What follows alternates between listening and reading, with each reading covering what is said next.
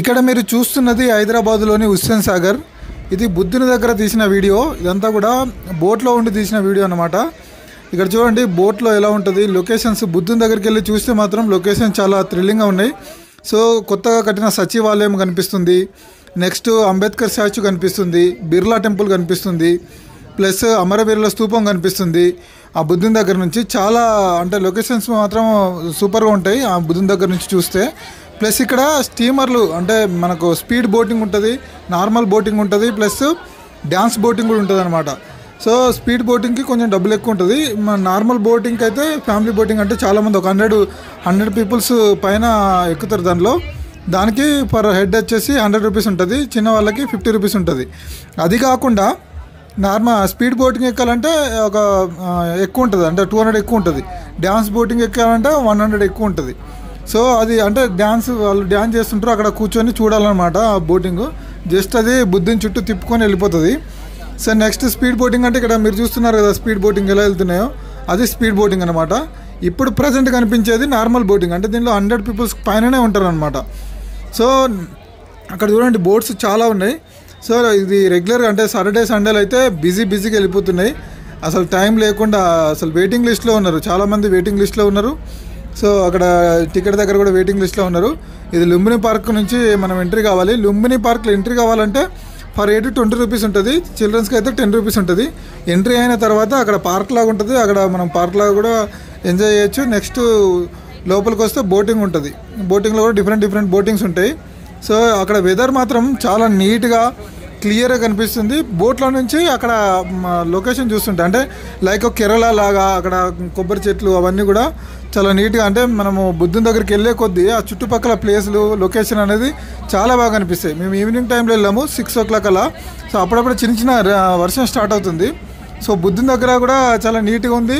Plus అక్కడ నుంచి locations మాత్రం హైలైట్ ఉన్నాయి అనమాట. సో ఇక్కడ ఇవన్నీ సరౌండింగ్స్ ప్లేస్ అన్నీ కనిపిస్తున్నాయి. ప్లస్ ఇటు పక్కకు పోతే మనకు ఇండియన్ ఫ్లాగ్ కనిపిస్తుంది, అటుపక్క పోతే రోడ్డు, ఇటుపక్క పెద్ద కట్టడాలు ఇవన్నీ కూడా భలే ఉంటాయి. అంటే కొంచెం నైట్ అయ్యే కొద్దీ ఇంకా చాలా బాగా కనిపించాయి. అంటే మేము వచ్చేటప్పుడు కొంచెం చీకటి అయింది. సో బుద్ధుని దగ్గరికి వెళ్ళిన తర్వాత అక్కడ 10 to 15 minutes 20 minutes వరకు ఉండి ఫోటో దిగొచ్చు. నెక్స్ట్ అది రిటర్న్ రావాలంటే ప్లస్ అదే బోట్లో రావచ్చు, నెక్స్ట్ వేరే బోట్ వచ్చినా సరే ఆ బోట్లో రావచ్చు. సో అక్కడ టైం ఉంటే ఎక్కువ ఉన్నా సరే ఎవరేమన్నారు అనమాట. సో అదే బోట్లో రావాలంటే కొంచెం తొందరగా చూసుకొని ఫోటోలు దిగుకొని ఆ కంచి లొకేషన్ ఎంజాయ్ చేసి తొందరగా అదే బోట్లో వచ్చేసేయాలి. సో కొంచెం వాటర్ కలర్గా ఉన్నాయి, కాకపోతే అంత స్మెల్ ఏం లేదు. ఒకప్పుడు వినేవాడిని స్మెల్ చాలా ఉంటాయని చెప్పి. సో ఇప్పుడు అంత స్మెల్ లేదు, కానీ వాటర్ కలర్గా ఉన్నాయి. సో లోపలికి వెళ్ళి చూస్తే మిడిల్లో బోట్లో నుంచి చూస్తే పెద్ద సముద్రంలో వెళ్తున్నట్టు అన్న ఫీల్ వచ్చింది. సో ఇది హుస్సేన్ సాగర్ అయినా పెద్ద మహాసముద్రమా అన్న ఫీల్ వచ్చింది. కాకపోతే దగ్గరలో అన్ని బిల్డింగ్స్ ఉన్నాయి కాబట్టి సో హుస్సేన్ సాగర్ అని ఫీల్ అవ్వాల్సి వచ్చింది. సో నెక్స్ట్ ఇక్కడ స్పీడ్ బోటింగ్ పక్క నుంచి వెళ్తుంటే మాత్రం చాలా థ్రిల్లింగ్ అనిపించింది. సో వాళ్ళు ఇట్లా మలపడం కానీ సో ఇట్లా క్రాస్ చేయడం కానీ చూస్తే ఎక్కడ పడిపోతారో అన్నట్టు అనిపిస్తుంది, కానీ అది పడిపోకుండా తీస్తున్నారు చూడు, చాలా గ్రేట్ అనిపించింది. ఇవన్నీ కూడా చాలా థ్రిల్లింగ్ ఉన్నాయి. ఈ లొకేషన్ మాత్రం చాలా హైలైట్ ఉంది. సో ఇక ముందు వీడియోస్ కూడా ఉంటుంది, అంటే బుద్ధుని దగ్గర వీడియో కూడా ఉంటుంది. సో అక్కడ లొకేషన్స్ ఎలా ఉన్నాయో ఇక చూడండి.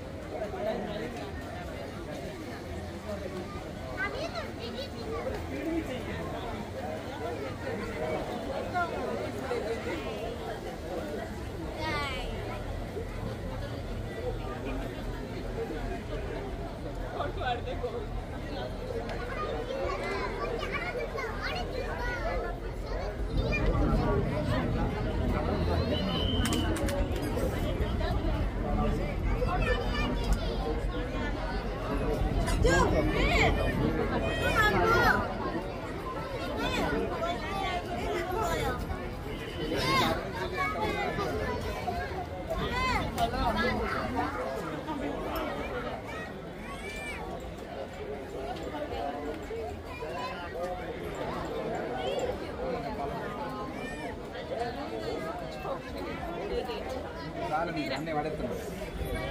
No minute.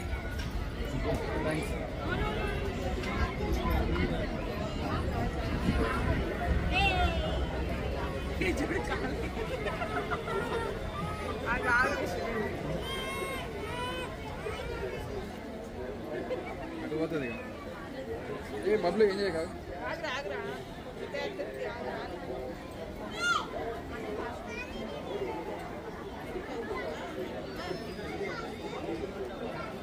ఎక్కడున్నా లేదా